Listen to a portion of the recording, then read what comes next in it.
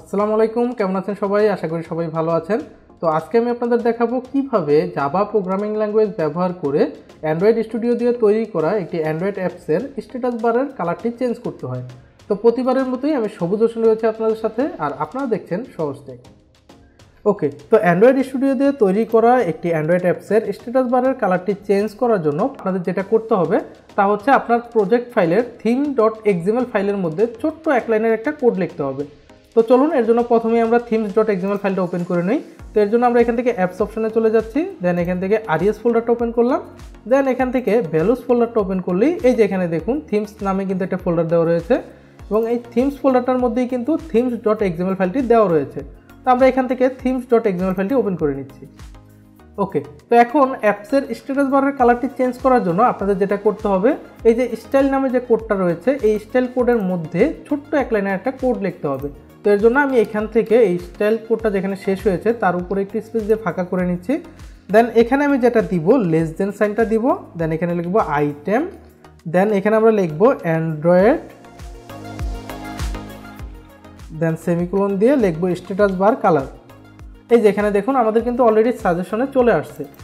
তো আমি এখান থেকে সাজেশন থেকে কোডটা নিয়ে নিলাম, দেন এখান থেকে গ্রেটার দেন সাইনটা দিব। দেওয়ার পর এখানে আমি হচ্ছে আমার অ্যাপসের স্ট্যাটাস বারের কালারটা যে কালার করতে চাচ্ছি এইখানে আমি সেই কালার কোডটা লিখে দিব। তো এখানে আমি ব্ল্যাক কালারটা দিয়ে দিচ্ছি। ওকে, তো আমাদের কিন্তু কোড লেখা শেষ।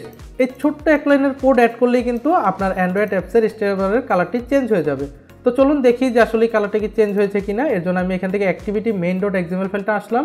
তো এই যে এখানে দেখুন আমাদের কিন্তু আগে অ্যাপসের স্ট্যাটাস বারের কালারটি ছিল হচ্ছে বেগুনি কালার টাইপ। তো আমরা যেহেতু হচ্ছে কালো কালারের কোডটা অ্যাড করেছি তাই এটা দেখুন ব্ল্যাক কালার কিন্তু হয়ে গেছে। তো আমি যদি এই themes.xml ফাইলটাতে আবার আসি, দেন এখান থেকে যদি আমি এই কালারটাকে পিক করে যদি একটু রেড কালার দিয়ে দিই, ওকে, তো চলুন দেখি যে এবার হচ্ছে স্ট্যাটাস বারটি রেড হয়েছে কিনা। ওকে, তো এই যে দেখতে পাচ্ছেন আমাদের কিন্তু স্ট্যাটাস বারের কালারটি রেড কালার হয়ে গেছে। তো আবার যদি আমরা এখান থেকে রেড কালারটাকে চেঞ্জ করে যদি এখান থেকে গ্রিন টাইপের একটা কালার দিয়ে দিই, তো এই যে এখন এখানে দেখুন আমাদের কিন্তু স্ট্যাটাস বারটি গ্রিন টাইপ হয়ে গেছে। তো মেন কথা হচ্ছে এই themes.xml ফাইলের মধ্যে আপনারা এসে যদি ছোট্ট এক লাইনের একটা কোড অ্যাড করেন এবং এই যে এখানে কালার কোডটাকে চেঞ্জ করে আপনার ইচ্ছা মতো যে কোনো কালার কোড যদি দেন এখানে, তাহলে কিন্তু আপনার অ্যান্ড্রয়েড অ্যাপসের স্ট্যাটাস বারের কালারটি সেই কালারেই হয়ে যাবে। তো এই ছোট্ট এক লাইনের এই কোডটি আমি আমার ভিডিও ডিসক্রিপশনে দিয়ে দিব, আপনারা চাইলে সেখান থেকেও কপি করে নিতে পারেন। তো এই ছিল আজকের ভিডিও। আজকের মতো ভিডিওটা এখানেই শেষ করছি। তো ভিডিওটা ভালো লাগলে অবশ্যই ভিডিওতে একটি লাইক দিবেন। তো সবাই ভালো থাকবেন, সুস্থ থাকবেন এবং আশা করি সহজ টেক ইউটিউব চ্যানেলটিকে সাবস্ক্রাইব করে আমাদের সাথেই থাকবেন। ধন্যবাদ।